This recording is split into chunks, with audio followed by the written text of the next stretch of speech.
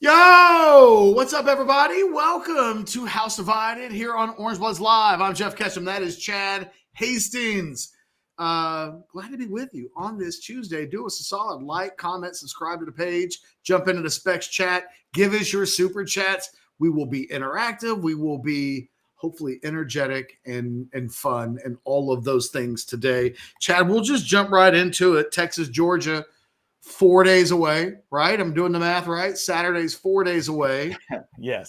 It's a game like the OU game where we've spent months talking about what this game might be, what might be on the line, all of the various factors. It does feel like we've been doing Texas, Georgia previewing for 9 months. And now that the week of the game is here, the days will go by very fast. Right? That Monday's 5 days, yesterday's 4 days, the countdown is on, tomorrow's hump day. Before we know it, this game will be over. And I think it's interesting that as we get down into the final few days of the discussion of this game, it's a Quinn Ewers game. It is as simple as that. We can talk about so many other elements of this game, including, I think there's a real interesting conversation about Carson Beck against this Texas defense, and maybe we'll do some of that in this conversation as well. But some things will change and some things will always be the same. And coming out of Saturday's performance against Oklahoma, it's less about whether or not the right guy is starting at quarterback. I think almost everybody, including myself, would pick Quinn Ewers to be the starter in this game for a variety of reasons, experience and pedigree being chief among them. And yet we know he's got to play better than he did against Oklahoma. And until he does it, there is a little bit of a question mark of what Quinn Ewers will we get on Saturday? Is it the Quinn from Michigan? Is it 75% of what Saturday was, or maybe 125%? I don't know. I don't know how quite to view it, but he is, for me, the talking point in this game. You can't talk about this game without talking about quarterbacks, and Carson Beck will take a little bit of a back seat. Quinn is the biggest story in the game, and it's just about that level of, because on one side, Catch, no matter how bad the offense performs, the quarterback is the quarterback. On the other side of this game, there is this conversation that I think a lot of people don't want to have. There's a cloud that's kind of hanging over. There's a thing that could happen. Maybe we talk about it, maybe we don't. But Quinn is interesting because he's developed some trust with this fan base in some massive games, in some big moments. What he hasn't had, Catch, is the moment that is nationwide worthy, badass worthy at DKR. He hasn't had the moment at home where you could just put it all on the pedestal. Michigan's on the road. The 2 OU blowouts are on the road. I've never thought about it before, but you're right, Chad. The big day is in Tuscaloosa last year. And again, only top 5 matchup. He got robbed of it against Alabama in 2022, potentially. Right. Yeah, right. That didn't right. That game should have gone their way if a couple of different things happened, but it doesn't happen right. And Texas fans know they've gone into that stadium to watch some moments that just didn't quite finish out. Quinn has a chance to put a stamp on a home win, the likes of which, like Colt had his shot in 06, but it didn't happen. And this is the first top 5 matchup since that night when Colt and that crew just weren't enough for Ohio State. Quinn Ewers with a chance to put an extra, not just a notch, an extra few notches on the bedpost. If he gets this one done and is able to do it in front of the home crowd, it's massive.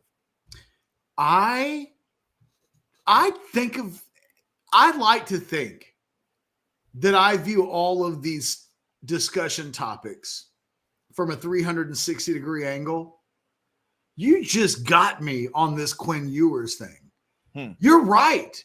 He's never had a coronation moment at home that the Alabama 2022 game, if he doesn't get hurt and they finish the deal and they win that game and he plays like he did in the first quarter the entire game, That's his national breakout party. But it doesn't happen that way. And then even if you thought, well, maybe that first quarter was a little bit of a coming out party, he didn't play for a month after that. So if he had entered the mainframe of the college football audience's attention, it was gone. And then if you think about last year, Alabama's on the road. Michigan, I think, may be his best performance of his career, but that was in Ann Arbor. Yeah, and the opponent there. Michigan, the level of respect for Michigan going to be a lot lower than what this Georgia team is. Even though with what happened against Bama, like I think people respect Georgia. They know they're good. By the way, Buck Wild, I'm going to get to your super chat in a second, and you have no idea how funny your super chat is to me. Anwar, if you're watching, hold on. And Sukamel and Alex and Cody and everybody else, sit tight. This is, and the other thing is, this is kind of it. Because if you look at the home schedule that remains after this game, it's Florida, it's Kentucky. That's it. I don't know that either of those two games will offer him a moment. And for a guy who right now at worst seems to be shaping up as the third best quarterback in the modern era of college football at Texas, right? You can't get in really a Bobby Lane or a James Street discussion. But if we circle off the last 50 years, he's probably right behind Vince and Colt, and he's past Sam and James. And, I still think there's a James discussion to probably be had, but I would give him the benefit of the doubt over that right now. But he hasn't had that moment, because I can think of all of those quarterbacks.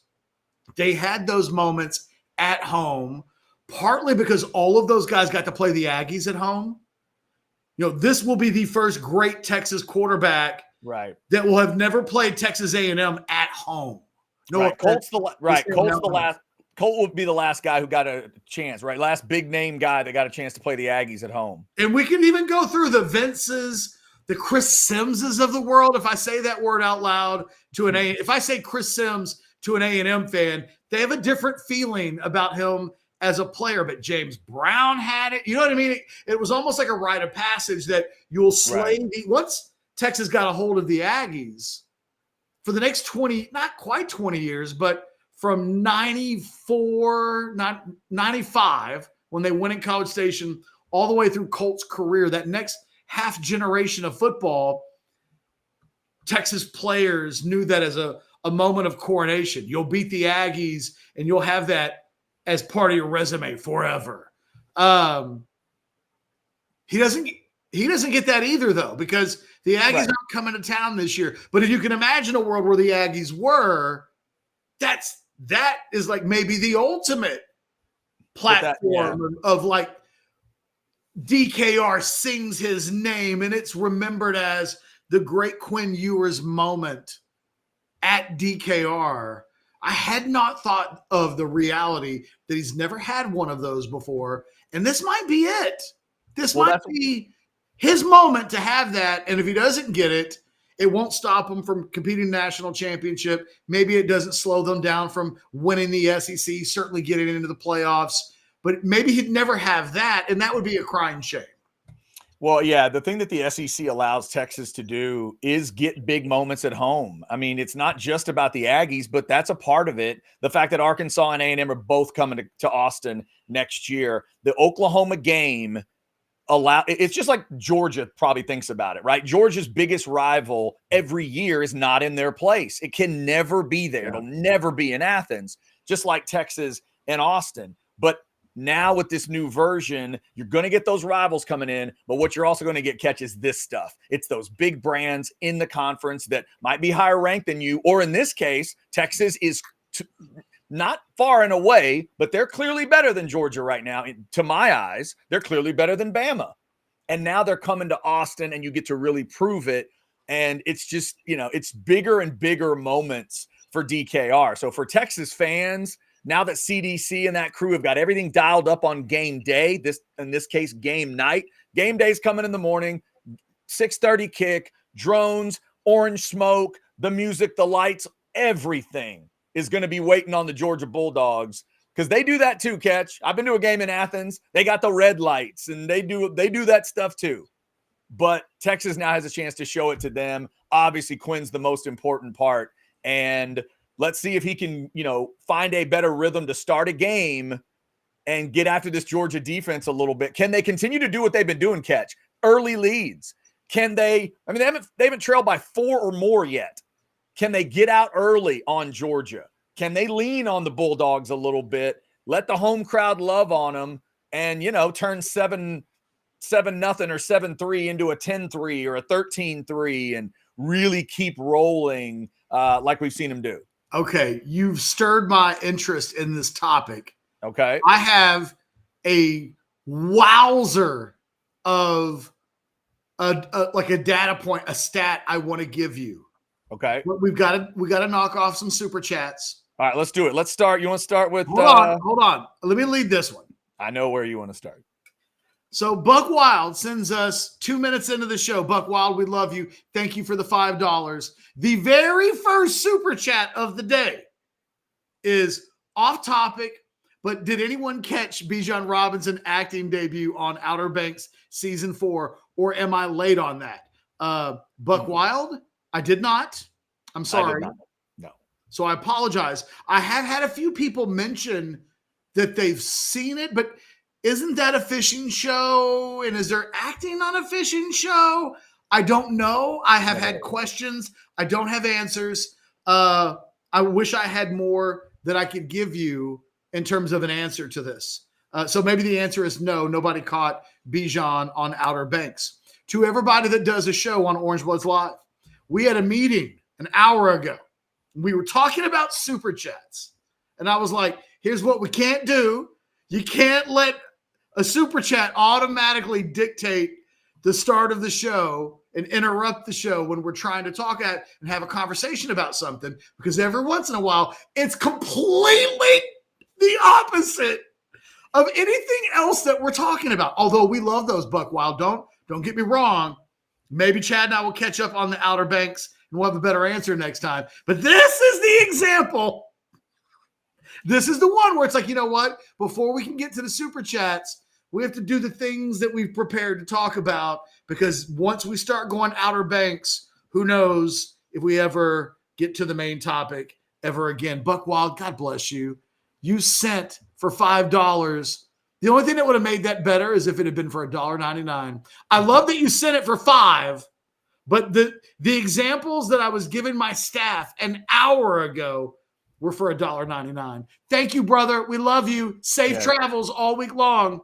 Catch being the perfect parent as always. Do what I say, not what I do. Key. Yeah. Do what I say. What did I say? Don't tell me what I did. Do what I say. Well, look, you're never going to get consistency. No. God, don't ever ask for that. You're never going to get it. No. Clint says for $10. By the way, thank you, Clint, stepping up with the big $10. This team finally gets a true test to find out where we are. Every Texas fan should know that our number 1 O and D are skewed for now. Did I miss something on Jonte, or has he truly fallen in the DC? Depth chart. Depth chart. Thank you. Well, yeah, Clint, this is the only game of Jeopardy that Texas has played all season. In fact, the last 2 games, both conference games, were games that no matter what happened, at no point during the game did I think to myself, well, Texas won't win this game by 3 touchdowns. So, yes, you're right. This is a true test. This is a game that, if we're in the first, let me put it to you like this. On Saturday, Quinn could have tossed 3 first quarter interceptions. And going to the second quarter, I still would have felt like, this will be a little tougher than I thought, but Texas will still win this game handedly. If that type of slow start were to happen against Georgia, we'll go to the second quarter going, holy crap, Texas may lose this game. And it is finally the kind of jeopardy that you need look, Texas can't go to the playoffs without having a few games like this. You need these games to test yourself so that when you're in these games in December and January, the muscle memory kicks in, all of the preparation. The blowouts are awesome, but they can also be detrimental to a team that has bigger aspirations. So this is, for my money, a perfect, and the Vanderbilt game next weekend will be a perfect time for that game. So the schedule's shaping up in a really nice way for Texas to finally, I think, have some things challenge it that will prepare it for later in the year. As far as Jonte, it's not really fallen on the depth chart. He's still in that top 6. But as the season goes along, the rotation has tightened up a little bit. There's no getting around the fact that Ryan Wingo is ahead of him in the pecking order. So the pecking order at wide receiver when they're all healthy is Bond, Moore, Cook as a threesome. Then you have Wingo as like the number 4 guy. And then Silas Bolden and Jonte Cook have been fighting for reps and snaps as that 5th receiver. Silas has had less receptions than I would have guessed. And nobody would say, well, because Silas isn't a good player, or Silas, it's tough sledding in that wide receiver room. All those guys project as Sunday players that are in the top 4. But yeah, Jonte is 5th or 6th in the pecking order, and not what we would have guessed, certainly this time last year. But there were signs of this in the offseason, and he has not clearly been as consistent as he needs to be, consistently great in order to knock down some of these bowling pins that have been set up in front of him. Look at you, just rolling right through the super chats. Hit it. Well, since you okay, I was like handing off. That was the baton. Okay, let me do this one since they're giving you the love. $9.99 from Oscar. Catch is right. We've had too many excuses for Quinn over 3 years. He's really good, not great, but he does play big in big games. Sorry, big in big games. Quinn will tear UGA up. All right. I view the Quinn experience differently than most people, and I have from the very beginning. I always thought that year 1 was a total growing year. And there would be ups and there would be downs and there would be highs and there would probably be some lows. And that's exactly what happened. But in real time, I can remember having the conversations with Anwar. This is pre-Chad and I getting back together and doing a show together. But when it was just me and Anwar every day doing shows together, we had a year where, and specifically, there was like weeks where we would talk about where Quinn was in his development. And I would take this kind of laissez-faire, hey, there are going to be some learning. You never know when they're going to happen. Everybody needs to relax about this. Mama always said there'd be days like this. And Anwar back in 2022 was like, he'll never have another bad game again. I was like, okay, well, I don't know. I think we may eventually get to a point where he's that guy. But I thought it would be reckless in 2022 to expect that of him. Move into next season. Last year was supposed to be the big, I think, springboard year. And we kind of got some of that, and then we didn't. He definitely took a step forward. I think his floor raised, where suddenly the worst games that we were seeing of Quinn were much better than the worst games that we were seeing the year before. You weren't getting super highs, but you were getting really steady, very goods.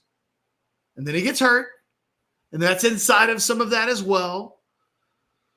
He never quite finds a liftoff in 2023, and I think that's what this season is supposed to be, and I think we were starting to see that in the first 10 quarters of the season. Then he gets hurt again. Then last week, he's just – I don't know what – we won't know what we'll call next week, Chad, until we see the next few weeks. If he balls out against Georgia, then the Oklahoma game was rust. If he does anything remotely close against Georgia, what he did against Oklahoma, then people are going to be asking questions. Is he healthy? What's going on? There will be nothing but questions about why we're not seeing great Quinn. And so I think we kind of need to see the way things unfold. But I think Quinn's really good. I think he's very good. I don't think he's ever been consistently great, and only great really and truly in a few moments in his career, including Michigan. Like, people have to remember that I think that's the best football game he's ever played. He was sensational in that game. Mm-hmm. But he hasn't been able to stay on the field in his career. That's part of the Quinn narrative, is that every time he really, think about it, starts to get it cooking in 2002 or 22 against Alabama, gets hurt, misses 3 to 4 weeks. Last season, kind of the same thing, beats Alabama, starting to build a load of steam, gets hurt, misses a few weeks. This season, beats Michigan in Ann Arbor, best performance of his career, starts to build up some steam, gets hurt. Here we are. So he needs to break out of the cycle.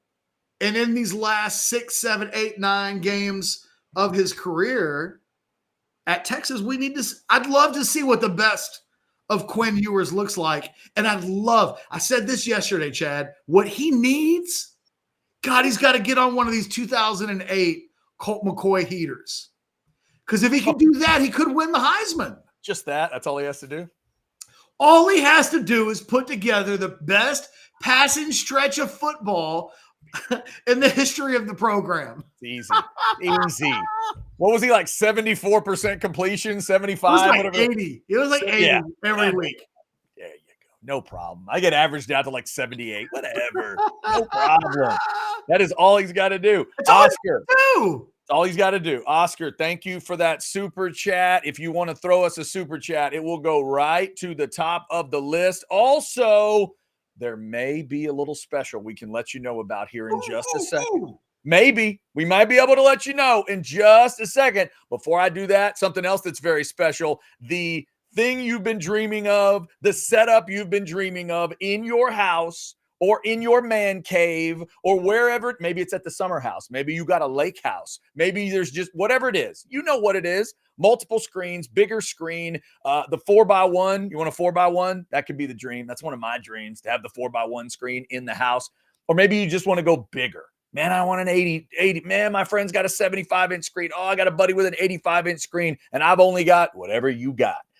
This is the place that can make sure you get that beautiful setup you've always wanted. 255-8678 for AV consultations. Real easy name to remember, and it's easy to remember that they've been around since 1988. Let them handle everything. Let them buy the TV. Let them handle all the cords and the speakers and the switches and the dials and get it all hidden away where it looks like it needs to look, but it's also safe for your family. AV consultations, avconsultations.com, or go hit your phone, 255-8678. Tom and the crew are waiting to make you a satisfied customer. They've been doing it for folks since the late 80s. All right, we got super chats rolling in. But before we get there, Catch, I know there is a special out there. Are we allowed to present to the people? Can we tell them? It's funny to me that you can say people, and I still think of Bad Bill Cosby every time you say that word. Can we bring the special to the people about the Orangebloods on Georgia Week? Blah. Yes, we can. Yes, we can. We even got a graphic for you, thanks to Tyler and Jalen and the graphics crew. How about a free trial of Orangebloods through the rest of the season? There's your promo code, TEXUGA. TEXUGA is the promo code, and it is valid through the 19th, through game day. But Catch, a great way for people to check out Orangebloods for the rest of this incredible season. I mean, yeah, it's arguably the best season in 2 decades. So check it out on us for free. There's content galore. There's discussion amongst the wackiest and deepest group of posters on any message board on the planet. You think you've like, oh, I've been to Reddit. I get it. You don't. But this is your chance to get it for free for the rest of the season. Sign up before the end of the game on Saturday night and take advantage of that free trial offer. Yeah, it's that simple. Like, there are other websites and they do good work. They do. I think this is a market where there's good videos by lots of sources. The content on websites is great across multiple. There's only one Orangebloods. There's really only one message board like Orangebloods where there is more activity and more discussion about more things by 8 a.m. every morning than every one of our competitors combined. You could put all of the websites together and they don't get more activity on their message boards than we get by 8 a.m. on ours. It is a monster. It is the envy of the industry. And I'm giving it to you for the rest of the year for free with the idea that once we get you in, you'll be addicted to heroin and crack and we'll keep you forever. All right, we got a lot of super chats in. Let's start cleaning them off this way. Texas boy, $4.99. Buy or sell, if you were a wide receiver, you would want Bolden hands over Duvernay. Wow, that's a specific kind of buy or sell. After what I saw Saturday, buy and go Bolden? See, I'm going to sell. I'm going to go Duvernay's earned the checks. Okay, that's fair. He's a pro. Hey, Silas has got people going on an app. Come on now. Look, I love Silas. Silas has got people going on an app giving him tips. Duvernay's never had that. I can't ignore the fact that Devin Duvernay caught like 100 passes one year. That is fair. That is fair. By the way, real quick, what's that app called that Silas is on? Booster.com. We need to be pushing it more. Booster.com. Go get Silas Bolden a tip. Go give him a little bit of money. If you've got it, you can do that now. Booster. Go check out the Booster app and give Silas some love for that incredible play. Just tip him. Just do it. Just tip the man. It was an incredible play. It's something you're never going to forget. And we appreciate you all tipping us as well with these great super chats. Let's go here. Juan. Oh, this is off topic. Chad, did you watch Raw? What do you think? Does Jey Uso join his brother to help Roman? Juan, I did watch. I don't think Jey will ultimately join them. I think he's gotten big enough now. I think you want to let the Roman magic increase another star. You already got Jey Uso at a certain level. All right.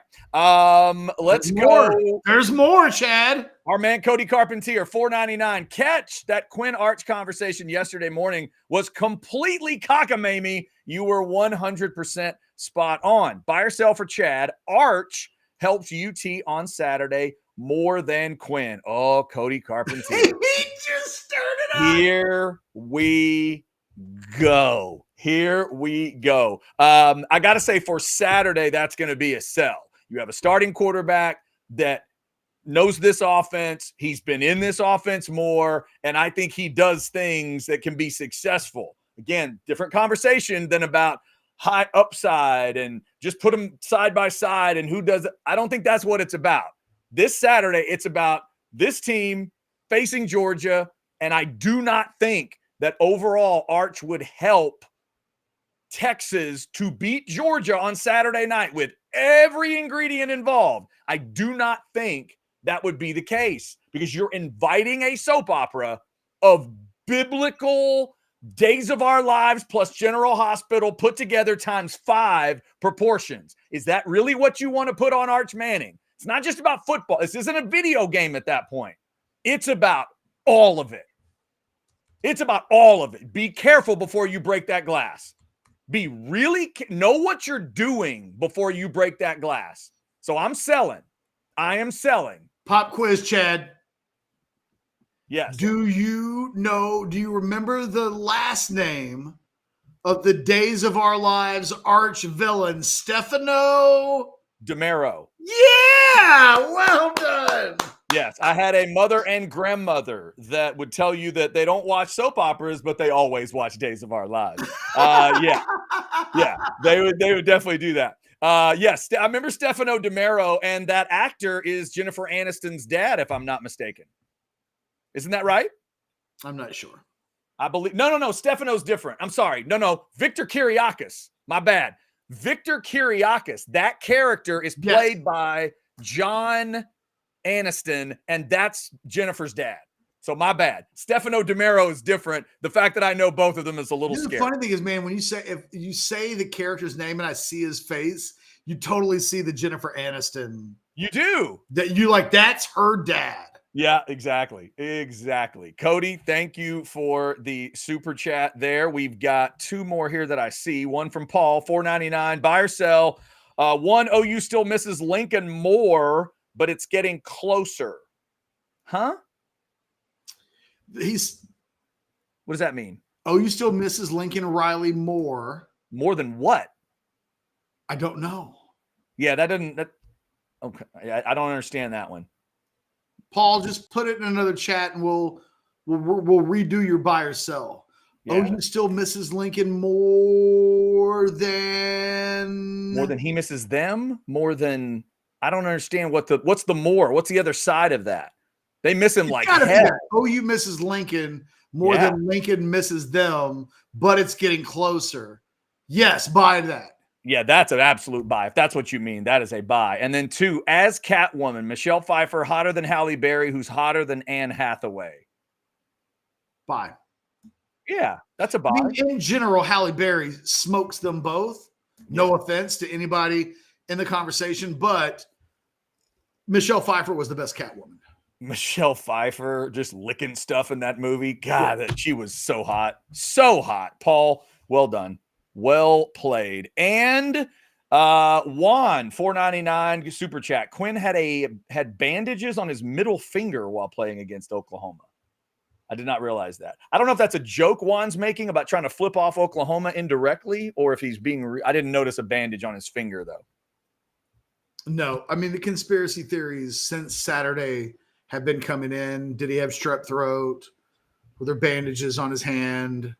Yeah. Anwar made a great point today on the modcast that if it had been something to do with the strep throat, wouldn't somebody at Texas have fed that to an insider? Well, and then you would have probably said, why was he playing and why was he in front? Like, right. Would you want him near, and strep throat, strep throat. I mean, yeah, it's not, yeah. Anyway, go ahead.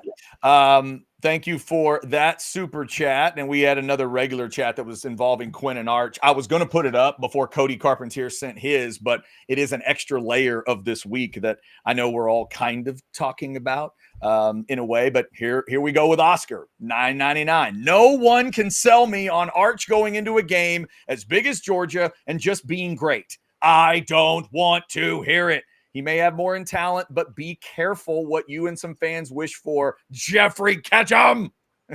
Wow. Exclamation points with a Jeffrey at the end of a super chat. And I don't think Jeff has called for Arch Manning in this game at all. Yeah, that's the part I'm confused by, Chad. Right. And that is the danger. It's the danger of this game. There's an inherent danger in this thing. Ketch, you had a really insightful comment during the Texas OU game that nobody else would maybe think of during the game. You turned to me, you showed me some messages that you had seen when Quinn got off to a slow start about Arch, put in Arch, what about Arch? And you turned to me and you said, boy, is Quinn glad this isn't happening at DKR. He's at this magical neutral site where even if a Texas fan is mad, you can't show that south end of Cotton Bowl that you are squirrely because you need all your firepower. But this week, everybody's got the same question in their head. You can ask it all different ways, but Catch, the question is simple. Simple. If Quinn airmails 2 passes early and the Texas defense gives up points early and Texas is down and he doesn't look awesome, what happens in that building? That's the question. That's the question Kirby Smart wants to create. It's the question every Georgia fan wants to create. And it's the question every Texas fan wants to avoid Saturday night. Can I give you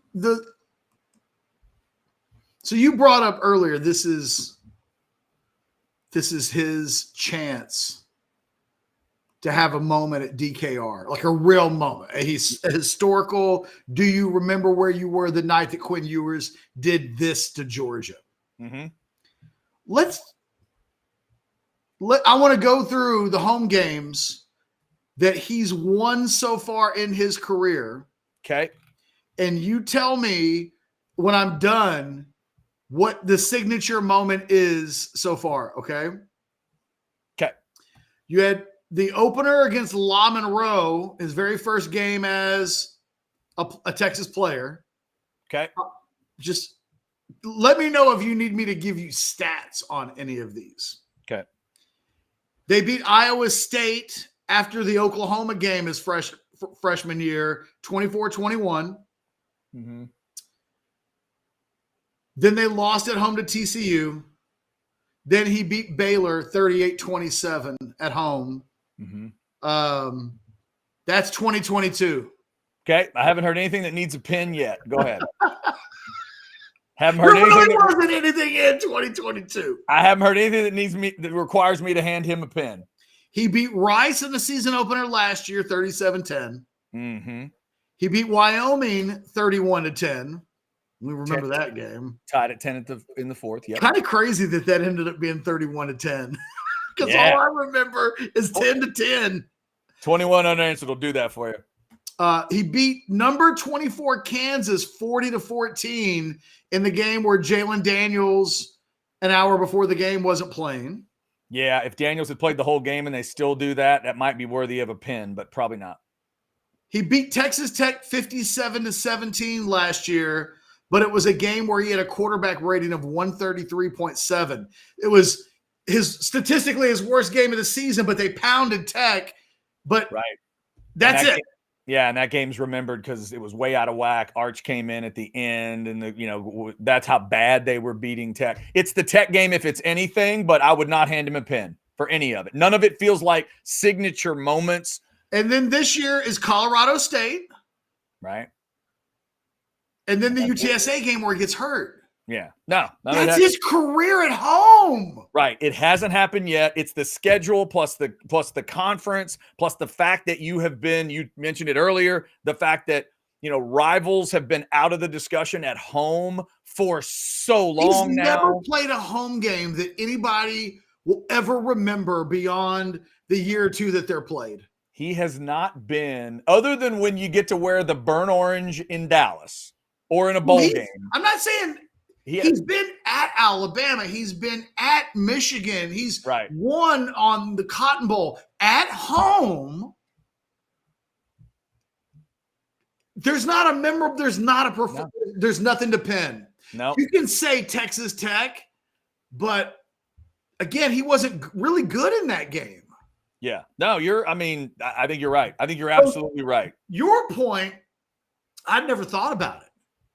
But what this weekend is for Quinn is an opportunity to have a bookmark moment of his career that includes a performance at DKR. They don't even get to end the regular season this year in Austin in a way where he can do the victory lap. And you know what I mean? Right. Senior day Senior day is Kentucky. It's an off, like this schedule for the first 2 years is going to have that badass Arkansas comes to town and A&M comes to town late next year. But this year, you're on the road for both of those. So you're ending with his senior moment. If this is indeed the last run for him and it's one more time, like you said, and high fives, that's against Kentucky. And if he does it at that point of the season, is he going to be ready to let that genie out of the bottle? Because we know what it means as an underclassman when you hang on the field a little extra longer. You're the last guy off and you do the circle around the stadium. Mm-hmm. We know the questions that will be asked at that moment. So does he even want to treat it like that and then have to answer the questions in a way? He's got 3 home games left, and this is the only one that people will remember for the rest of their lives. It will be a damn shame if, let's say he wins a national championship, right? So look, he wouldn't be shy on memorable moments at that point. But if you pulled him aside and said, Quinn, kind of sucks that you never really played in a real barn burner at home, never had a big ranked matchup. The only ranked team, he's only played 2 ranked teams in his career at home. Right. He's played 3. He loses to Alabama in a game where he gets injured. And then later that year, he loses to TCU 17-10. And then last year they played Kansas, number 24 ranked Kansas. Those are the only ranked games he's ever had at home. Yeah, right. I mean, it's history on every level. We talked about that. Only the third top 5 matchup at home. Only the second. It's only the second time it's been a conference game. Like the Ohio State game, obviously, is a non-con. First time it's ever happened in conference. First time it's ever happened in October. And it's Quinn Ewers football. That's who they're snapping the ball to. You know his resume, that game, F, Marry, Kill? Yes. That's what he has right now. He's got 3 ranked matchups. And if I went F, Marry, Kill, Alabama, TCU, Kansas, right? You marry the Alabama one? I would. Yeah, that's the one you want to marry, right? No doubt. F. No doubt. TCU, because that game was really important that year. Yeah. And then you kill Kansas, right? Probably. Yes. The one that he won and stayed healthy for is the one that you'd off. Yeah. He's got to have it this week. This is the Quinn Ewers game. That is true. That is true. All right, we got super chats piling up, and we're going to try to make it a little bit of a short show today. That always works so well for us. We'll see how that works. Real quick, let me tell you about Hay City Store. A reminder as we get ready for this big week. It might be a good time to get away from the Coda area and get away from the downtown area and head on out to Driftwood, to Hay City Store out there on FM 150. The great screens, the great environment, the ice house area, those shade trees, and most importantly, badass food and drink. If you haven't had a great chicken fried steak in a while, just start there. If you love chicken fried steak, go have it with that gravy. You will not be disappointed. Hay City Store out there in Driftwood, at Hay City Store on Facebook. They're always giving you the specials and what's going on out there. Tell Travis, Tamara, and the crew that we said hey, and you heard about it on Orangebloods Live, Hayes City Store. All right, we got more super chats that have been rolling in. Just real quick, Juan was throwing in the backup to his comment about the bandage on a finger. Maybe it affects his throwing hand. Juan, here's what I would say, man. Anwar and I know people that if Quinn needs an alibi or an excuse, when sometimes an excuse is just a reason why something happens, trust me, we hear about it. Trust me. Yeah. Trust me. If there is, I asked Anwar last night, I was like, is there any way he had strep throat last week? And Anwar was like, man, if that dude had a hangnail, I would know about it. Yeah. So he's right. Yeah. There's no way. And this is true of every starting quarterback. Trust me. When Sam Ehlinger was running around with unreported injuries, it got back to us. So given that he didn't play well on Saturday and that has not happened, there hasn't been, I've gone to the excuse/reason mailbox and I've checked it and there is no Quinn mail in it. So I'm going to say no, but I get it. I get wanting to find the reason why Saturday was the reason why Saturday was. Back to Oscar with another $9.99 super chat. That's why I feel like only caring about numbers is overblown. If his worst stat game was a 57-7 win at home, I'm more than happy. What do we want? 80-7. Oscar, here's how I'm reading that chat. It's an interesting point. Last Saturday, Quinn got the sort of the allowance to start a little slow because his defense was a vice. And it was pointed out at the presser yesterday. 8 turnovers by this team, 4 in their own territory. They've given up nothing off of those. That's another part of Saturday night for me. That's why in the little thing I set up earlier, I put a Georgia lead early in there because I think that's a key ingredient. If Quinn and the offense come out slow, but it's no score, no problem. Yeah. If they come out slow and it's 3-0 or 6-0, no problem. If they come out slow and it's 10-0 Georgia, then that's a whole different discussion. This defense has helped to just keep everything right where it needs to be for Texas. Let's see if that part continues Saturday as well. I took his comments a little differently, and I have a slightly different reaction. Okay. He's continuing the conversation about why he would go with Quinn over Arch. So he's saying, I feel like caring only about numbers, which is kind of an insult because I don't, if it's specifically aimed at me, I wouldn't simply say numbers are the reason why I think Arch is a better player than Quinn. I think both of them are among the top 10 quarterbacks in college football. I think from game to game, you might be able to make a case that depending on the team and the type of defense that's played and what they will challenge Texas and force them to try to do, that one might be better than the other. I think it's really close. And here's part of my reasoning. I do not think that Quinn Ewers is great. I think that Quinn Ewers is very good. But I also think Arch Manning is very good. I don't think he's great, but he's better than good, but he's not great. Quinn and Arch really and truly live in similar zip codes right now, I think, as players. And I think this goes back to the offseason. If you go all the way back through the spring, you go into August, you look at what was happening in workouts, Quinn was not destroying Arch. That's not what was happening. In fact, if you go back to August, the offense really wasn't tearing up the defense at all. Defense won the first scrimmage. Defense won the second scrimmage. The two big scrimmages, the defenses won the days. Throughout August, I rarely had a source mention that one quarterback clearly had a better day than the other. One of the only times it really happened was in the very first scrimmage. In the very first scrimmage, Arch was tearing it up for the first hour. And we were getting these little buzzy things in our team's channel about how well it looked. And it was like, oh boy, here we go. At the end of the day, the storyline is going to be how well Arch looked. And Quinn didn't look that great. But then in the second half of the scrimmage, I think Arch threw an interception or turned the ball over or just didn't play that well. It's hard to remember back specifically to what happened in that 1 hour of time. But there really wasn't a lot of separation between those two. I went into this season saying I think both guys are very similar in terms of where they are. I don't think either is great. I don't think either is terrible. I think they live on an island of very good.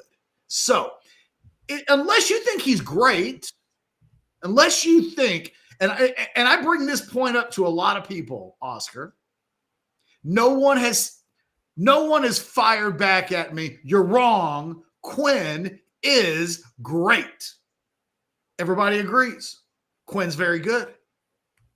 Everybody agrees. He's almost great at times, but he's not great consistently. So I look at Arch, I look at Quinn. I think they're both very good. I think they both could start week in and week out for 98, 99% of the teams in college football. You can count on one hand the number of teams across the country that would turn down both players right now. Right now. There are not that many. So we're talking about an elevated conversation of how good we think they are, but neither guy's taking a step towards greatness. I think you can look at both players and they both bring different skill sets to the table that are different, that makes it really hard to quantify. For instance, Quinn's got more seniority. Quinn has more experience. He's played in games like Georgia before. Hard to quantify what that means, but it's not insignificant. I think at his best, he is a better thrower of the short and the intermediate passes. I think Arch is a better runner. I think what he offers this offense as a run threat is underrated. Did you know that even when you include sacks, Arch Manning has the biggest yards per carry of anybody on this team that has more than 2 carries? So it's not insignificant. In fact, if you just want to compare the two, Arch Manning is averaging a team best 6.3 yards per carry. Quinn Ewers is averaging 0.4 yards per carry. It's not a tiny thing, but it's not the kind of thing that I would make a decision on. I wouldn't go just on stats, but I would also say that when Arch is in the game, he opens up this offense down the field, throwing the football in ways that Quinn doesn't. They literally have 180-degree polar opposite strengths as player. Arch is the better deep ball player. He's the better athlete and the better runner. Quinn right now is more experienced, and he does the short and intermediate stuff a little bit better. The tricky part of this is that we don't know what version of Quinn we're getting on Saturday. I think Quinn should start. That would be my call. That in this game against this defense, he's probably the better player. Maybe next week I would argue something different against Vanderbilt. I don't know. But right now, it makes total sense that you go with the experienced guy. As Chad says, you don't want to open up the can of worms. That experience has to mean something. Why else? Quinn Ewers has played every game in his career up until this point to get to this game. It's his team. So I think there are reasons to go with Quinn, but I think it's nonsense to suggest that we're having a conversation that you can't make a case for either way. Quinn has not played so well yet in his career consistently that you can say he lives in a different area code than Arch. It's not about talent. Look, Arch, in addition to averaging 6 more yards per carry, which is a big deal.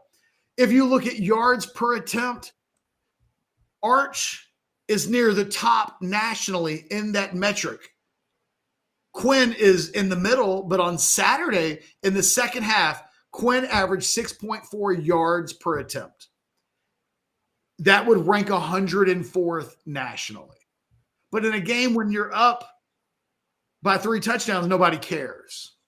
Back to the defense. It goes back to the defense. It's like we're up by 3 touchdowns. Who cares if your quarterback isn't completing passes for long stretches of yards, if they're not pressing the defense a ton? You don't need it. The running game was doing really good.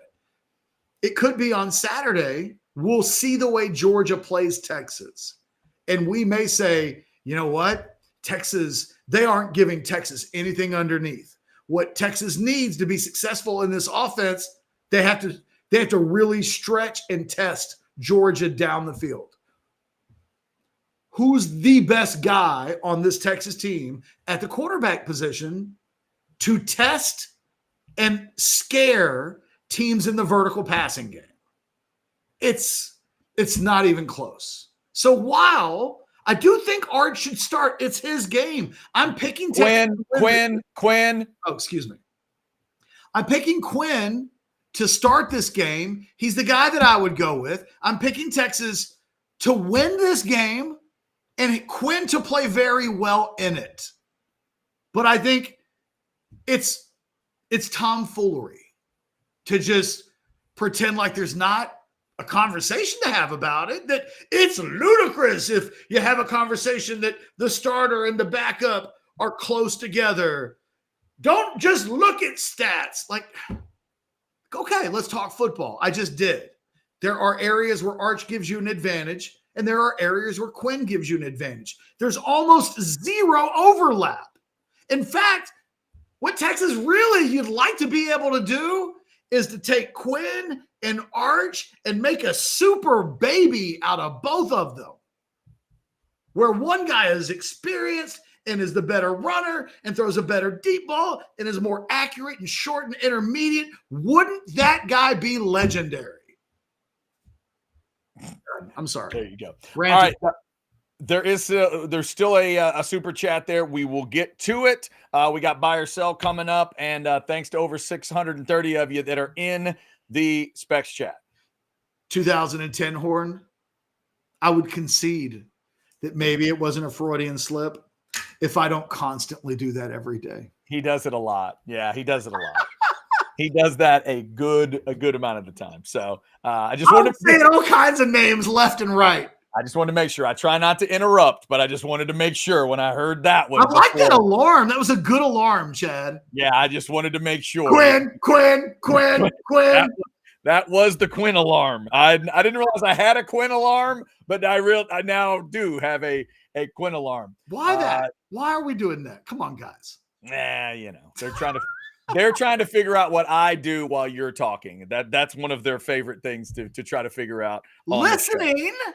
Yeah, exactly. Listening and certainly not sleeping because I sleep beautifully thanks to sinus and snoring specialists. I sleep great, have since 2017, got rid of those allergies for good, got rid of all the sinus issues I had, snoring, sleep apnea. They can get rid of it for you. It is such a great process. Over about a 3-year period with the allergy drops, you're done. You're good. Your body develops those defenses, and they put special things in the allergy drops that mess with you.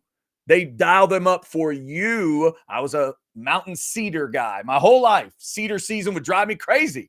No longer. I don't have to deal with it, and you don't either. Sinus and snoring specialists. It's sinussnoringent.com. They're right there at Palmer and Mopac. Check them out. Sinus and snoring specialists. Feel clear, rested, and healthy. Thanks to them and all of our great partners around here on Orangebloods Live. We did have a super chat from James. $1.99. Thank you, James. Says, I think Quinn carves Bama in 22 if he wasn't hurt.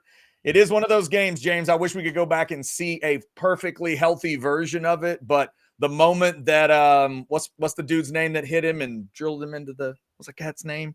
Had a real basic name. I can't remember what it is, though. Anyway, the moment that happened, that game did change. I would love to see it, too. And I do think Quinn would have had a good day that day. And I think Texas would have won that one, Catch. I have no idea.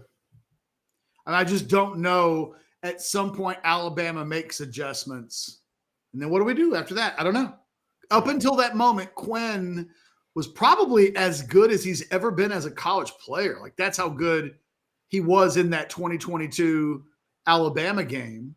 But I don't know. Like, I think I know less about what would happen in that game versus what I think would have happened had Colt not gotten hurt against Alabama 12 years earlier. Right. Well, the interesting thing to me as I'm watching the chat play out a little bit while you were talking earlier and throughout the show, I feel like there's kind of two camps of fans so far on this Tuesday as we sit here. There's a camp of fans that are having a discussion about Quinn, how he performs, and then sort of the Quinn arch thing is in their mind. There's this other group of fans that just want to think about the game. Yeah. They just want to think Texas, Georgia. And I think in their minds, this is a Quinn versus Carson Beck battle, and that's it. And that's the discussion that they want to hear. But Catch, here's my reminder for everybody. Sark, Quinn, and Arch, and the rest of us knew what this was. We know, maybe we don't know exactly how it ends. Maybe we don't know how it all plays out, but let's not pretend like it's not unique. It is. Normally, I think it is silly to go into a game this big and even kind of talk about either backup quarterback. I think that's silliness on its face. But in this game, this moment, this Saturday night, if you're a Texas fan and you're telling me for sure that no matter what you see in 4 quarters, you'll never think of Arch Manning, I think you're lying to yourself. I think you're just flat lying to yourself. So, can I give you a scenario? Sure. That's what this week is. This week is scenario after scenario as far as my brain is working, which may not be the right thing, but go ahead. Let's say it's 7-7. Here we go. Into the first quarter. Okay. And Quinn's got to take a poop. Because I don't want to do it like an injury thing, because then people will be like, don't put that evil on me, but, you know, okay. You know what I mean? Ricky Bobby. Yeah. Thank you. Yeah. It eventually came to me. And so let's say there's a moment. Quinn runs out of the stadium and he's like holding his butt because he doesn't want to poop on himself before he gets to the bathroom. No, that's imagery. But he goes into the tunnel. Yes. And Arch puts on his helmet during a TV timeout and runs onto the field. They're going to pop like The Rock and Hogan going face-to-face at WrestleMania. That's all I'm saying. Yeah, they're going to pop like it's Hogan and Andre. Like, it's going to be out of control. But Quinn knew that, and Sark knew that. Well, I just think it's funny that the people in the chat sometimes pretend. Oh, I know. Like, yeah, that wouldn't – guys, nobody Nobody's talking about Arch. Are they not? That's the thing. If Ketch didn't get those messages during the game, it'd be different. If I showed them to Chad. I was like, look at what's happening right now on my phone. Ketch, if people didn't tell me that at DKR, when Quinn has missed throws this year, someone behind them says, Arch would have hit that throw. Or when Arch played, it was, I think he's better than Quinn. I do. I just think he's better. Got men, women, they're drinking beers, they're exchanging stuff. It's happening. The conversation's out there. It's just, you're trying to keep it all under control. And ultimately, it's Sark that's got to figure this thing out. But, it's Ketch. Here's where I think we are. I think, as with all great moments in sports, I think ultimately it all comes back. F all you chatters. You want to see off the rails? Can I throw out a scenario? That's I wouldn't say that represents my general ethos and philosophy, but it did happen that way, I guess. It kind of did. Ketch, here's where we are. Every great moment in sports to me goes back to Rocky III. We only need one adjustment. We are right now in Rocky III on the beach, but Rocky's not afraid. That's where we are. Rocky has faced opponents that weren't that great. Were they handpicked? Sometimes. Were they just not good enough? Sometimes. And Adrian wants to know, what's the truth, damn it? The only difference is Rocky ain't scared in this scenario. If Texas is Rocky, they ain't scared. Clubber Lang's coming to town, and we're going to find out what's the truth, damn it. That's what this week is about. That's what every great sports moment is about. It's about Rocky III, and that's where we are. I'm afraid. I'm afraid. Is that what you want to hear me say? I'm afraid. Right. Just change the scene slightly where Rocky turns back to Adrian and says, I'm not scared. Have you watched these fights? I'm knocking these dudes out like that. Like, they haven't been close to me. Bring him on. Bring him on. Oh, but Clubber won 2 straight titles. I don't care. Bring him to my house. That's what this week is all about. All right. Let's see. I don't see any super chats at this moment. If you want to send us a super chat, we will get to it. We got 640 is the number I see right now in the Specs chat. Lisa's going to tell you about Specs, and then we're going to buy or sell. Here we go. Specs same-day delivery can save the day with our Specs app or online shopping. From world-class wines to hard-to-find spirits and craft beers to gourmet foods, delicious snacks, and spectacular sweets. It's Specs. Cheers to savings. And also, real quick, before we buy or sell, I saw in the chat somebody was saying, hey, what's that code for the free trial subscription for Orangebloods for the rest of the season? There it is, TEXUGA, through game night. But don't wait till then, because you're going to be too excited, especially if Texas handles their business and whips Georgia up and down the field. You're going to be partying. So get it taken care of now. Get it taken care of earlier in the week. The code is TEXUGA for your Orangebloods free trial. All right, Mr. Ketchum, are you ready to buy or sell on this Tuesday? Not really, but go. Fair enough. That's the kind of excitement I want. You're going second? Yes, because I'm going to make it up as I go. Your favorite. Clearly fired. It's my favorite kind of buy or sell. Can't wait. All right, Catch, buy or sell. Number 1, you got a 1-score game on Saturday at DKR. Ooh, man, right to the point. You don't even have to tell me who you're favoring. I'm not asking that yet. Just 1-score game. 8 points or less is what you got. So. Oh, okay. All right. It's early, but I just had an epiphany of 37-27 Longhorns. Oh, 37-27. Every Texas fan on earth takes that one. Yeah. If CDC plays quarterback, you take that score. All right, Catch. Buy or sell number 2, Wisner and Wingo should start against Georgia. Sell. I think I might just go with what they've been doing on offense, and it doesn't have to be reflected in the total number of carries. You know, like Wisner gets 2/3 of the carries. Wingo gets, I would like to see more of an injection into the offense, but I don't really have a problem running blue and golden out for the first snap. All right, fair enough. All right, Catch, I got to keep one eye on what's going on in Starkville this weekend. So I looked up these numbers. Buy or sell number 3. If I tell you A&M has had 19 October SEC road games, you can guess their record within 3 wins either way. That's the most fucked up question you've asked all month. That is the pride I take in it. There's 19 of them.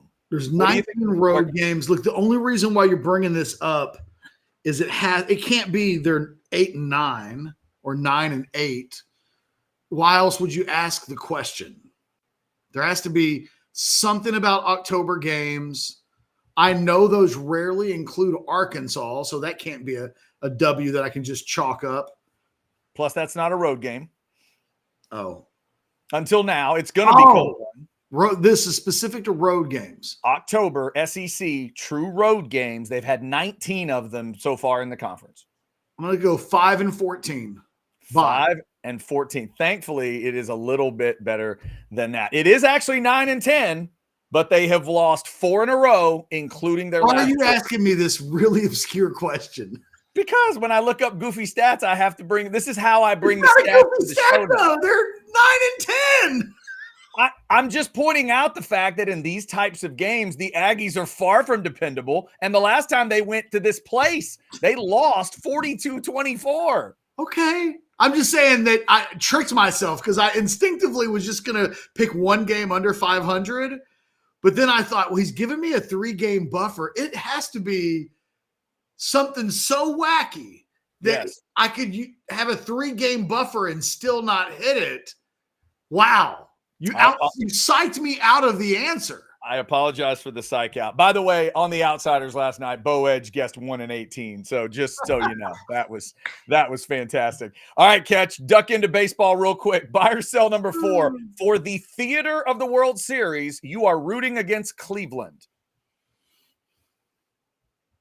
Buy. I like it when the Yankees win stuff. I'm not a Yankees fan, but when they're in things, it makes them matter more. Catch, it's so stupid to say, but once my teams go out, I just forget about it so much. It just hit me this morning that, oh my God, if the Yankees win, it's either Yankees Dodgers or Yankees Mets. Like the theater in that World Series is guaranteed only if Cleveland is out. I think an Ohtani Aaron Judge World Series sounds like fun to me. LA versus New York. Ohtani versus Judge, star power. It would be a World Series that would, even though my team's not in it, and I'm a little butt sore about that. Yeah. I would still give it my attention. It's crazy. I think I hate the Yankees so much I'd even root for the Mets against them, and that is a painful thing to say out loud, but I think it's true. All right, Catch. Finally, we talked a little bit about it before the show started. You and I are both watching The Penguin on HBO and enjoying it. We both need to catch up and then have a conversation. It is a Penguin hotter than buy or sell number 5, Christian Milioti from the Penguin, hotter than Anne Hathaway. Is she the schizo girl? Yes. So she is Sophia Falcone.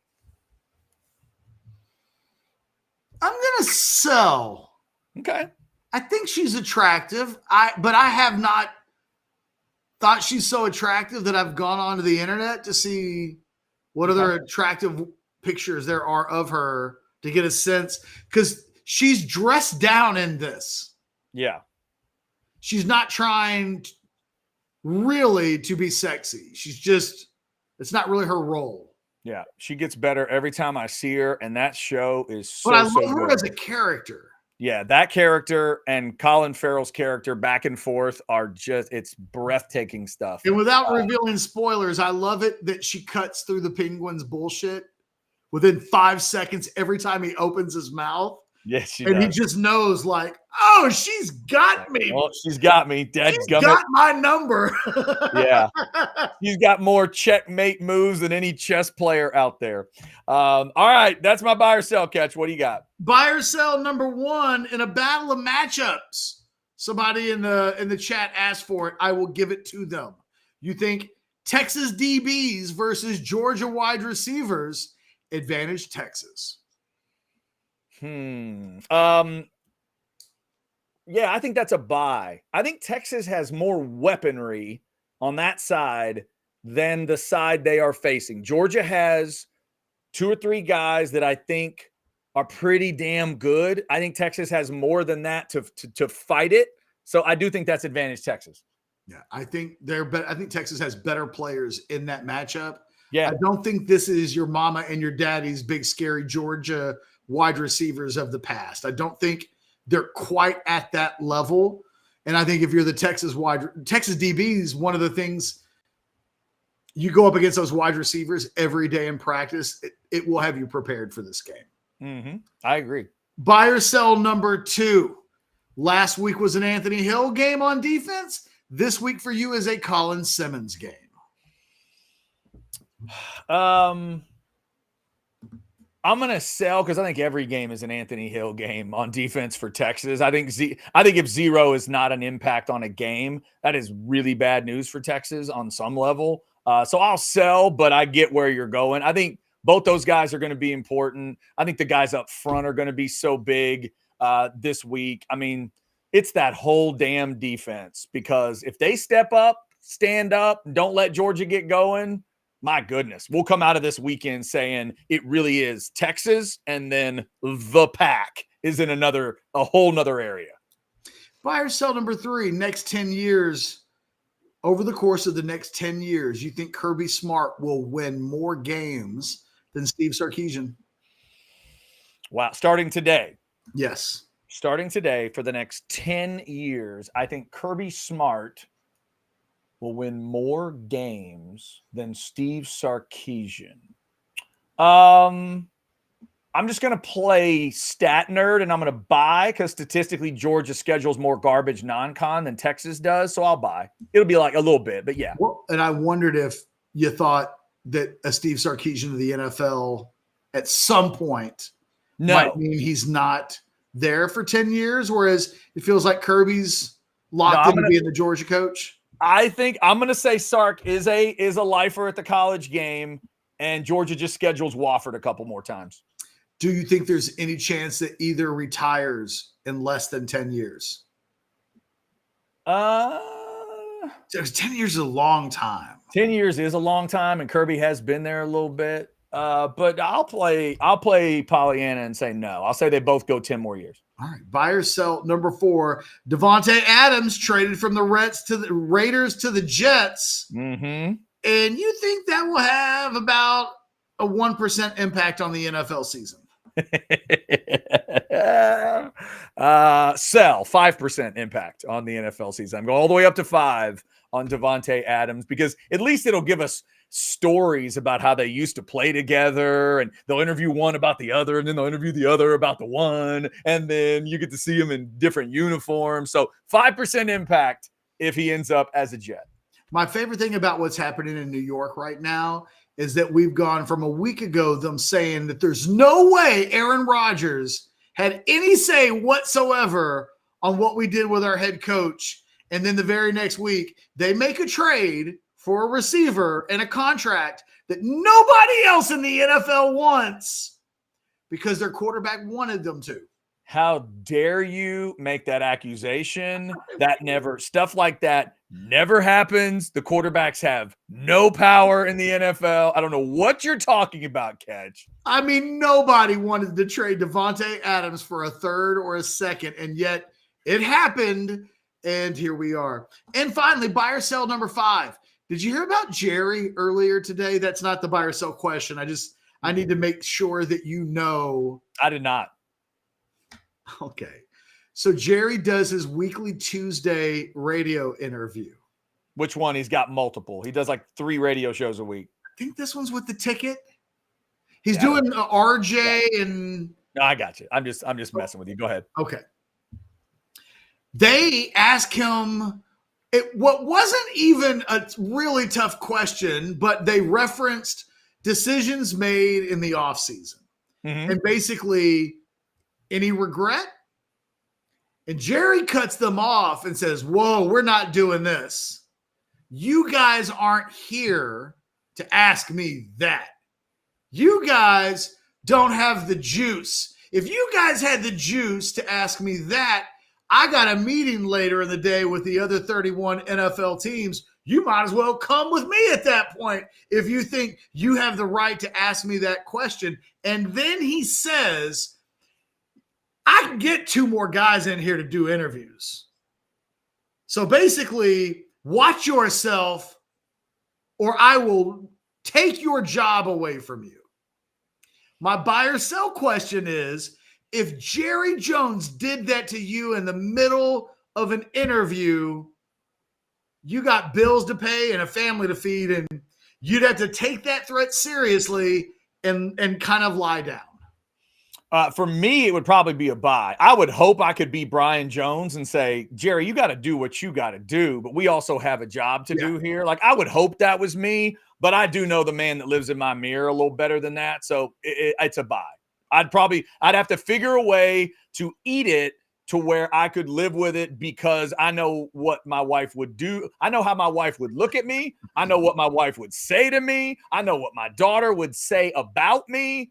I would have to figure it out. Go listen to it, because in our line of work, it's really, I had an impossible time not So how would I handle that situation? Just so I'm clear, the reason he gets to threaten them, other than the obvious, is this is like the flagship station. Is that what it is? I think so. Okay. So he gets to treat them like they treated Brad Sham, and I mean they get to do what they get to do what they want to do. Like if you're a mouthpiece, has gone viral. So right. If you're a mouthpiece, they get to control the. It's the number 2 headline on ESPN.com right now, below Jets finalizing trade for wide receiver Adams. Yeah. Also, if Binks is right on this quote, this is hilarious. Your job isn't to let me to go over all the reasons that I did something. Actually, that is their job. That's not your job. It is. I'll get somebody else to ask these questions. I'm not kidding. Right. I mean, They laughed. So their response initially was to go along with it as a joke. And Jerry stops them after hearing them laugh to let them know, I'm not kidding. And he says it twice. Yeah. Catch, this all just goes back to the same thing I've been saying for, I don't know if it's 15 years now, however long, of like, does anybody want to take grandpa's keys? Like, I've just been asking it for years. He shouldn't have radio shows. He shouldn't be doing interviews after games. Why is he doing interviews on the Fox pregame show? All that stuff. Did you see him interview Jerry and give him a cake on Sunday? No. This is the best. This is how I can explain the Cowboys to you better than anything right now, Catch. They had Jerry sit there and talk to the Fox guys, so Jimmy and the crew. They have Rowdy bring him a cake. It's about this big around, about that tall, because it was his 82nd birthday. They brings him the cake. Jerry takes the cake from Rowdy. What is the only thing that I'm thinking at that moment? He's going to drop the cake. I'm thinking somebody's dropping this cake. Jerry's going to drop it. Rowdy's going to drop it, or they're both going to drop it. The best thing I can tell you about the Dallas Cowboys right now is that they never dropped the cake. That's it. That's the best clap for Jerry and Rowdy. Best news of the day. Jerry had some stupid story about how he discovered Rowdy. Rowdy just looked like Rowdy because he's no face. It's just a thing. And then the Lions did what they did. Best news of the day, Jerry did not drop the cake. That's all I can tell you. By the way, I don't know what to do with this, because this is the dangerous thing. You brought up a show that neither you and I are caught up on. And then J. Cole says, I would have sold that, but there's Sophia Falcone in a yellow dress did it for me. I don't know what he's talking about. Yeah, I don't know specifically what J. Cole's is talking about. However, she keeps getting better and better. The more I see her, the more I get to watch her. She gets sexier every episode. She gets Can more I watch every this episode. most recent episode and let's revisit this? Oh, yeah. We'll do Let me tell you, can I tell you what happened last night? Sure. The Monday night game is over. I was debating an Orangebloods subscriber on Orangebloods about yards per completion, but I actually did yards per attempt. And I was seeing things. I thought I saw a bunch formation, and it was really just Kelvin Banks lined up really deep in his set. So I was like, okay, I need to go to bed. So I went to the bedroom. I crawled into bed. I'm going to watch The Penguin, and then I'm going to go to sleep. Mm-hmm. I go to HBO Max, and it does one of those things where it tells me that I need to log in or use a QR code. But my wife's phone is the one that does the HBO. Yep. And I didn't want to get out of bed to go tell my wife that I needed her phone. So I just watched an episode of Tulsa King and went to bed. There you go. There it is. I know that. I don't know that exact scenario. I know a very similar scenario. Where it's like, oh, I don't want to deal with a QR code right now. So, I'll go to Paramount Plus, watch one episode of Tulsa King, go to sleep. Yes, we will get you. Yes, I've had that situation very similar. Real quick, speaking of QR codes, let's hit you with one more QR code today. We had there'll be one more, and then we got a special to mention. This QR code will get you info on the Deep Eddy Vodka tasting room. Get on out there Thursdays through Sundays. You see the hours out there in beautiful Dripping Springs. Again, maybe a weekend where you want to be away from the Coda area. Maybe a weekend where you want to be away from downtown. Beautiful Texas Hill Country. Sounds like a good idea. And I can confirm that these cocktails are a great idea. You can just tell them what you love and they'll mix one up for you, or they have all kinds of different combos. Man, the cherry limeade's awesome. That dreamsicle is one of my favorites. Deep Eddy Vodka, the 8 different flavors of vodka. Maybe it's a tasting, maybe it's one of these cocktails, maybe you combine it with the great barbecue from Crimson Creek Smokehouse. It's all waiting on you out there at the Deep Eddy Vodka tasting room. All right, before we get out of here, I do not see any super chats. I do see a chat that most Texas fans would be happy with, though. J. Bevo Horn says Texas 37-17, taking 10 points off of the score catch throughout earlier. UGA isn't scoring 20 on this defense. There you go, Bevo Horn. That's trust right there. I mean, barring hell, Texas is winning the national championship if they thump Georgia like that. If they beat them 37-17, there's nobody that can hang out with Texas as long as they play clean football. I don't care how many games you make them play. Bevo Horn, I like that one. Also, just a real quick peek behind the curtain right before the show started. In fact, the first thing that happened when I saw Jeff Ketchum today, he does this. Hey, man, if we can have this show be like an hour, I mean, seriously, if we can be gone, like get an hour. I need it, Chad. It'd be perfect. And I said, okay. He goes, can we get buy or sell early? And I said, okay, you were supposed to keep this thing in line. So I said, buy or sell like 12:45. And he's like, yeah, that'll work. It is 1:23 in the afternoon right now. I would like to point that out. Jeff Ketchum, do you have anything else for the people today? Yeah, just that I watched an episode of Tulsa King last night. Uh-huh. I really don't know why I'm watching the show. It is really turned into one of these shows that at least early on in season 2 where it's like,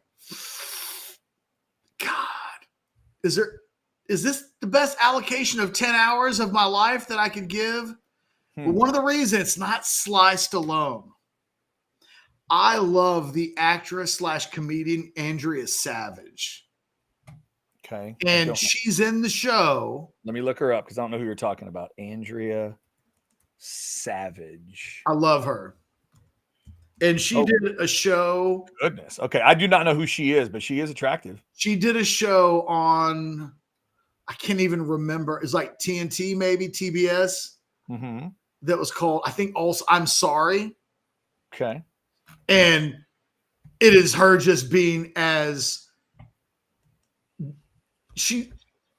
the only way to describe it is she has no filter and she just says all of the things that are inappropriate that we don't get enough of. She's almost like a female version of what's his face from the early Ricky Gervais. Oh, She's okay. like a female version of that. And I love her. And in this show, Tulsa King, I just hate her role. I hate the idea that she's having sex with like 90-year-old Sylvester Stallone. Not funny. It's like I just want more for her than to be that. And it's not. And it's disappointing. And I would say if you've never seen the show, I'm Sorry on True TV, Find it, watch it. I will have given you something today that will make your life better. Catch, before we get out of here, Tracy, $2 super chat. If Texas wins the coin toss, what are you doing? I am deferring until the second half. Hallelujah. Put that defense on the field. Let the crowd welcome Georgia to town. Absolutely. And a chance for the double at the end of the second and beginning of the third quarter. Tracy, I would absolutely defer. Totally agree with Catch. Put the defense out first. All right. I think that is all. Before we go, let's hit you with a couple images. We've hit you with one of them before. Let's start there. The free trial of Orangebloods. Rest of the season. Your promo code is TEXUGA. Free trial of Orangebloods? Come on. The week of the Georgia game? That's what we're talking about. Again, it runs out the night of the Georgia game. So get it taken care of this week. Also, what would Brian Jones say about that?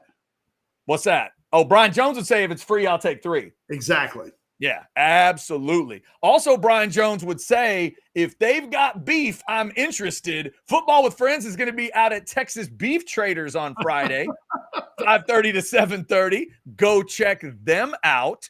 And if you're looking for a place to watch Texas and Georgia, you know the TCH Social is going to be ready for you. They're open 24 hours a day, but we're cooking up towards another one. Kickoff at 6:30. That means those drink specials are probably going to start at 5:30. We'll get you more info as the week goes on, but if you haven't seen the largest TV in North Austin, Ketch and I got a good look at it last week. Oh, man, it was heaven.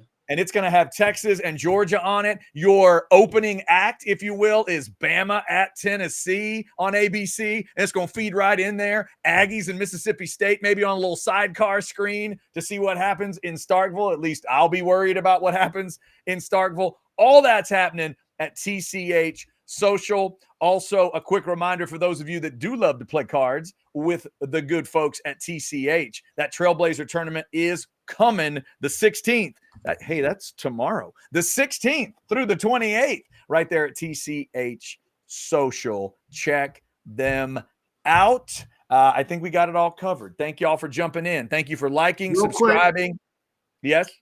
I wanted to give a shout out. Not only do you guys need to join us, I think I'm going to come down, Chad. Okay. For Georgia, Texas on Saturday. All right. I wanted to give a shout. The menu's great. And I got to be honest, I was a little shocked at how good the hamburger was. It was kind of I've had a lot of things on the menu. Why don't I try the burger? And then I had the burger and it was fantastic. The BYOB burger, where you implement the bad beat bacon with, I forget what they put on it, but it was like a bacon marmalade. Yes. Mm-hmm. Oh my God. Are you kidding me? That was so good. But I wanted to give a shout out. First, Savannah was our server early in the day. And she was awesome. She was just awesome. She's exactly what but then they did a trade-off after Savannah had worked for us most of the day. Mm-hmm. Wasn't it Morgan? I believe her name was Morgan, the K-State fan. So our new server rolls in this K-State jersey. And we were like, well, that's peculiar. Like, who wears a K-State jersey in Austin, Texas on a night of major? She's got to be a K-State fan. And as it turned out, big K-State fan. I love that about her. I love the woman who shows up to work in her gear knowing that nobody else is going to give a shit about and raised State Wildcats. Yeah, born and raised in the Little Apple, and they had a big game that night. They were at Colorado, which, by the way, they figured that thing out by the end of it. They got that was a road win for them, wasn't it? Yeah, at Colorado. She was very cool. The service was awesome. The screen is incredible. Screens are incredible. It was the best football going experience at a sports bar area that I've had in a long, long time. Now, to be fair, Catch, a lot of times the games do help dictate that experience. It did help that Texas was stepping on OU in that manner. Yeah, but my favorite part of the day, I enjoyed, they put Ohio State and Oregon in the middle where we watched the Texas OU game. So you're watching 16 TVs all in one. And I love the fact that they let us put on the other 4x4s the games that we programmed essentially. So we were like, could you put this game here and that game there, and you guys already have that game there? And by the end of it, we had the perfect seats. We were watching 5 games at once, and that included watching Tom Herman's team lose. There was a little Florida Atlantic screen at the bottom, and we watched that mess at the end. I did happen. But the Ohio State and Oregon was great, but then the LSU game was really good with Ole Miss, and we were watching Florida and there was just Florida, you're Tennessee, right. Yeah. Good games help, but at prime times, it was awesome. Guys, come out on Saturday. I promise you won't regret it. Great food, great service, enough so that I remember their names and wanted to give them an attaboy on a Tuesday, and the screens are incredible. Yeah, and also, Catch, just on a side note, I hope earlier in the afternoon, if you show up at TCH Social, you ask yourself, why does that old couple keep kissing? That would be my parents. They're going to come with me to watch the A&M game, and they will kiss on scores. So I'm hoping that a lot of people will end up seeing my parents kiss. What just happened? Saturday afternoon, because that'll mean the Aggies are having a good day. But no, the parents are going to come out with me to watch the A&M game as we lead up to Texas, and they may even stay for a little Texas-Georgia. You never know. Well, there you go. It's good stuff.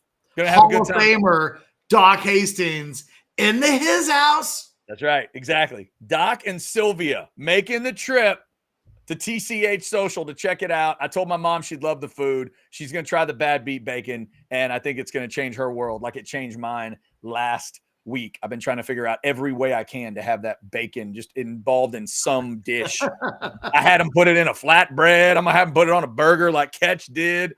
I had 2 orders of it. Flatbread, bad beat bacon flatbread sandwich. And our only response to the sandwich was, you might want to put some more bad beat bacon on the bad beat bacon. Topple it, double it. It's so good. It is so, so good. All right. Like, subscribe, get your notifications. Remember, Football with Friends coming up at 6 this evening. Anwar fires up the old fashioned tomorrow morning at 9, and then tomorrow at 10. It's the recruiting hour. Myself, Jason Sukamel. I don't know if y'all know it, but Texas is playing Georgia on Saturday.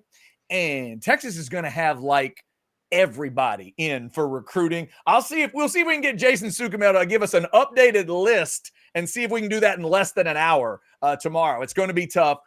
Many big names are coming in for the recruiting visit. We'll have Jason hit the biggest for you tomorrow. So check that out at 10 a.m. Until tomorrow on a hump day edition of the show, we are house divided.